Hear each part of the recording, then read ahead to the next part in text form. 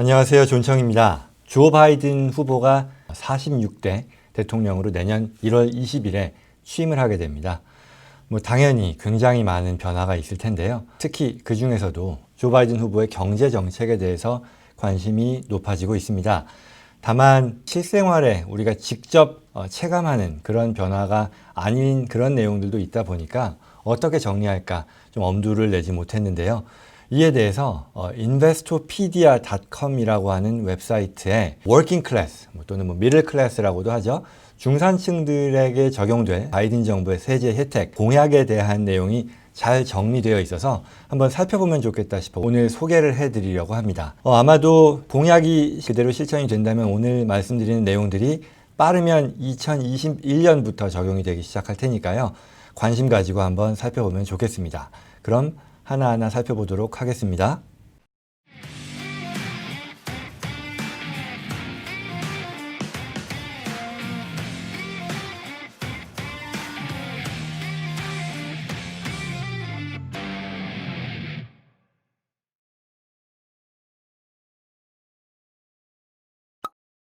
자, 그럼 웹사이트에 들어가서 살펴보겠습니다. Explaining Biden's Tax Plan이라고 되어 있죠. 크게 봐서 세 가지로 나누어서 설명을 하고 있는데요. 첫 번째는 전체적으로 세율을 인상한다라는 것, 그리고 기업의 경우는 최저 세금 제도를 부활하겠다라는 그런 내용이 들어가고요. 두 번째로 중산층, 미들 클래스에 대한 여러 세제상의 혜택이 있습니다. 이 부분 살펴보겠고요. 그리고 마지막으로 페이롤 텍스에 있어서의 변경이 있고 또 자산가들에 대한 증여 상속세를 굉장히 크게 바꾸겠다는 그런 내용입니다. 하나하나 살펴보죠.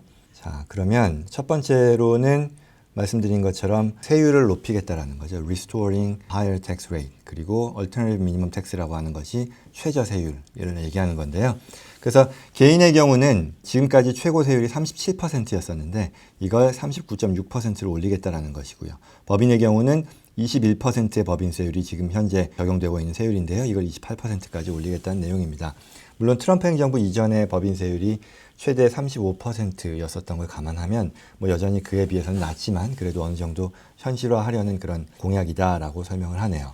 그리고 또한 자산가들, 웰티 인디비주얼들에 대해서 적용되는 추가의 소득세법의 변경은 100만 불 이상 벌어들이는 소득자들에 대해서는 인베스트먼트 인컴에 적용되는 세율을 마치 일반 소득에 적용되는 세율과 같이 두겠다라는 뜻인데요. 원래는 그 투자 수익이죠. 부동산 투자로부터 나오건 주식 투자로부터 나오건 아니면 배당 소득이라든가 이런 것들에 대해 적용되는 세율이 일반 소득보다 훨씬 낮았거든요. 하나도 부담 안 하는 경우도 있고 15%, 20%인데 이걸 일반 소득과 같은 세율에 적용을 하겠다라는 뜻이니까요. 밀리언 이상 수입자들에 대해서는요. 그 말은 최대 앞서 말씀드린 것처럼 39.5%까지의 소득세율 변경을 제가 설명을 드렸잖아요. 여기 39.6%. 결국은 20%에서 이렇게까지도 올라갈 수 있겠다라고 볼 수 있는 거겠죠. 그리고 법인의 경우는 앞서 말씀드린 것처럼 21%, 28%로 올라가는 것. 그리고 어떤 상황에서건 15%만큼은 법인세를 부담하도록 하겠다라는 그런 미니멈 텍스에 대한 규정도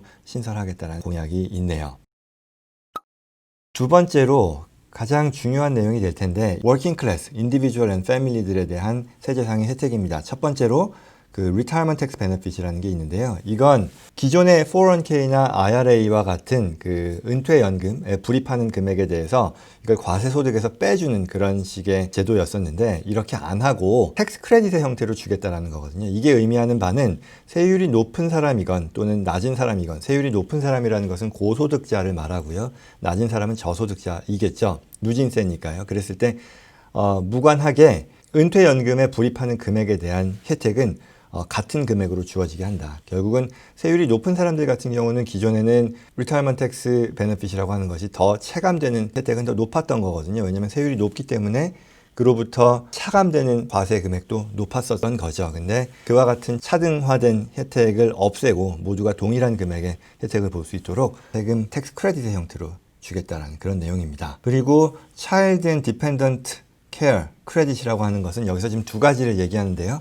하나는 Child and Dependent Care Tax Credit이라고 하는 것이 있고요. 두 번째는 Child Tax Credit입니다.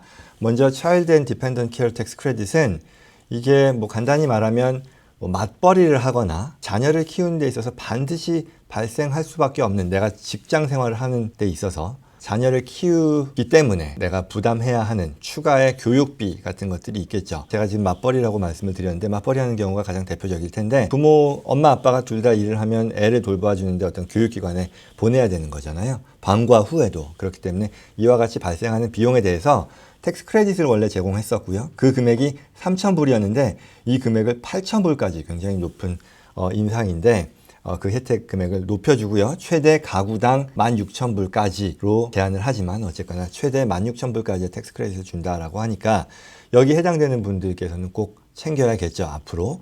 이게 뭐 따지고 보면 애 교육비 내지는 이와 같은 뭐 프리스쿨이나 방과 후 교육기관 드리는 비용으로 인해 뭐 실제 엄마 아빠가 경제활동을 하는 데 있어서 제약을 받았던 그런 가정들이 분명히 있을 텐데요. 이와 같은 가정들에게 혜택을 주는 거라고 볼 수 있겠죠. 그리고 차일드 텍스 크레딧이라는 것은 아마 많은 분들이 알고 계시겠습니다만 기존에는 2,000불까지가 혜택이었었고요. 그리고 1,400불까지였나요? 그게 리펀더블이었었는데 이 금액을 아이 한 명당 3,000불까지 그리고 이게 6세에서 17세까지라고 하네요. 그리고 6세 이하 자녀에 대해서는 크레딧을 3,600불까지로 높여주겠다라는 그런 내용입니다. 그리고 세 번째로 헬스 인슈런스 커스트에 대한 혜택은요. 어떤 상황에서건 자가가 부담하는 보험료에 대해서 8.5%까지 즉 가구당 소득의 8.5%를 넘어서까지 부담하도록 하진 않겠다라는 그런 내용이죠. 만약 내가 보험료로 내 소득의 8.5% 이상을 지급해야 되는, 지출해야 되는 그런 상황이라면 정부가 텍스 크레딧의 형태로 혜택을 돌려주겠다는 그런 뜻이겠죠. 그리고 First Time Home Buyer Credit 이거는 오바마 행정부 때 2008년, 2009년이었나요? 그때도 있었던 내용이죠. 최대 15,000불까지는요. 첫 집 구매에 들어가는 비용 지출에 대해서 텍스 크레딧으로 돌려주겠다라는 그런 내용입니다. 그리고 스튜던트 뎃 헬프에 대해서는 아직 좀 구체적인 내용은 안 나온 것 같은데 기본적으로 확정된 내용으로서는 보통 학자금 융자에 대해서 탕감을 받았을 경우 이 탕감 이익이라고 하는 것을 과세소득으로 감안하는데 이번 바뀌는 바이든 행정부의 공약에 따르면 이와 같은 소득을 비과세소득으로 해주겠다라고 하네요. 기타 어떤 식의 또 추가 혜택이 있을지는 지켜봐야 될 것 같습니다. 여기까지가 중산층에 대한 세제상의 혜택에 대한 내용이었었고요. 그 다음으로 이어지는 내용이 페이롤 텍스의 변동 그리고 증여 상속세에 있어서의 변동입니다. 페이롤 텍스에 대한 변동을 먼저 살펴보면 기본적으로 우리가 경제활동을 하면서 사회보장세라는 것을 부담하죠. 급여 생활자의 경우는 본인이 받는 급여의 6.2%를 본인이 부담하고 나머지 6.2%를 회사가 부담하는 건데요. 이 금액은 본인의 소득이 13만 7,700불을 넘어설 때부터는 없어집니다. 즉 바꿔 말하면 내 소득이 13만 7,700불까지의 경우에는 급여 생활자의 경우는 이 중에 6.2%까지를 소셜 시큐리티 텍스 사회보장세로 떼고 그 이상에 대한 소득에서는 이와 같은 사회보장세를 부담하지 않아도 되는 거였는데 40만 불 이상 벌어들이는 사람들에 대해서는 그 40만 불 이상의 소득에 대해서 이와 같은 6.2% 자영업자나 독립사업자 같은 경우는 이거의 2배겠죠. 이 금액만큼을 다시 부활하겠다는 그런 내용인 거죠. 그래서 사회보장세 부담이 40만 불 이상의 소득자들에 대해서는 부담이 커지겠다라고 볼 수 있겠고요. 그리고 다음으로 이어지는 것이 상속세 면제 금액과 스텝업 베이시스라고 하는 건데요. 상속세 면제 금액이라는 것은 미국의 증여상속세법상 평생 동안 내가 증여 상속세 부담 없이 증여 또는 상속할 수 있는 그 금액이 지금 현재는 11.58이죠. 그러니까 1,100만 불이 넘는 금액까지가 면세되는 증여 금액인데요. 이 금액을 최하 50% 낮추겠다라는 그런 내용이죠. 그렇게 되면 개인당 대략 한 550만 불이 안 되는 그런 수준으로 떨어지는 건데요. 뭐 여전히 높은 수준입니다. 그러나 이보다 더 높은 금액의 자산을 보유한 그런 경우라고 하면 바이든 텍스 팔러시가 실제 반영이 되기 이전에 지금 현재는 11.58 밀리언이니까요. 이 제도 하에서 증여 상속 계획의 실행이 반드시 필요하겠다라고 조언 드리겠습니다.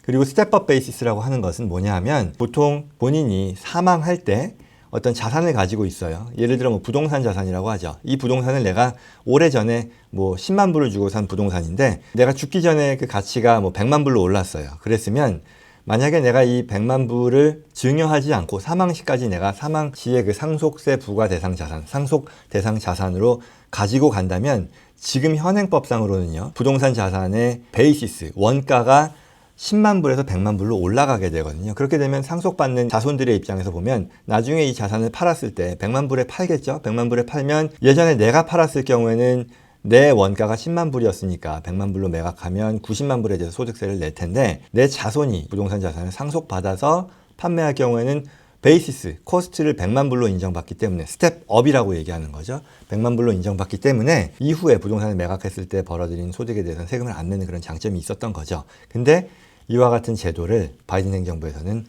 바꾸겠다라고 하는 거죠. 스텝업 베이시스를 아예 인정을 안 하게 될지 아니면 일부만 인정할지는 모르겠습니다만 기존의 지금 현행법의 내용은 개정될 것이다 라는 그런 내용이었습니다. 지금까지 말씀드린 게 우리 개인들에게 직접적으로 적용이 될 법한 바이든 행정부의 세법 개정안의 내용이었습니다. 도움이 되었기를 바라고요. 이 내용에 해당되시는 분들은 미리미리 계획해서 혜택을 꼭 누릴 수 있도록 준비하시는 게 좋겠습니다. 오늘 영상 이것으로 마치겠습니다. 감사합니다.